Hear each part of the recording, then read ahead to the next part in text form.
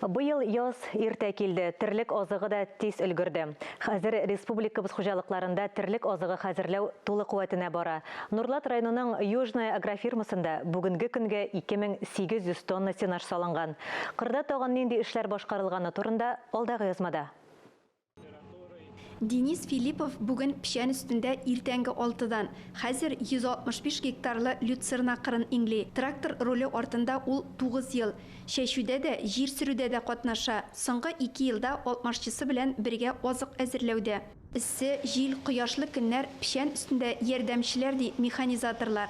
Чапкычлардан соң үләннәрне әйләндерүче һәм тиземнәргә салучы агрегатлар эшкә керешә. Аннан чират азык җыючы комбайнга. Погодалар әйбәт, былтыр geçtiler әзрәк җаңгырлар, булып алды бәйләр арасында. Быел җаңгырлар ниләр шул. Шәнтис кибе. Азык әзерләү киле бара, ләкин белгечләр әйтүенчә, май башындагы кыраулар һәм озак вакыт явым-төшемнең булмавы күп еллык үләннәрнең үсешен тоткарлаган. Планлаштырылган күләмнәргә өметләнергә туры килми. Шуңа да карамастан, пишәннәр яхшы, йомшак, аксымга бай. Перед началом заготовки всегда проводим анализ. Эшне башлар алдыннан һәр вакытта анализ ясыйбыз. Гомумән алганда үләннәр начар түгел, аксымы 26-28 тирәсе. Хәзер яңгыр яуса яхшы булыр иде.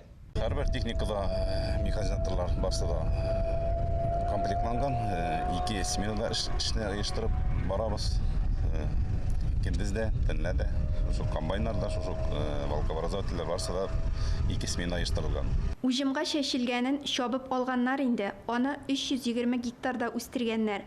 Үләннәрне беренче тапкыр чабуны бер атна дигәндә тәмамларга планлаштыралар. Сөләйман крестьян фермер хуҗалыгында сенаж салу тәмамланган.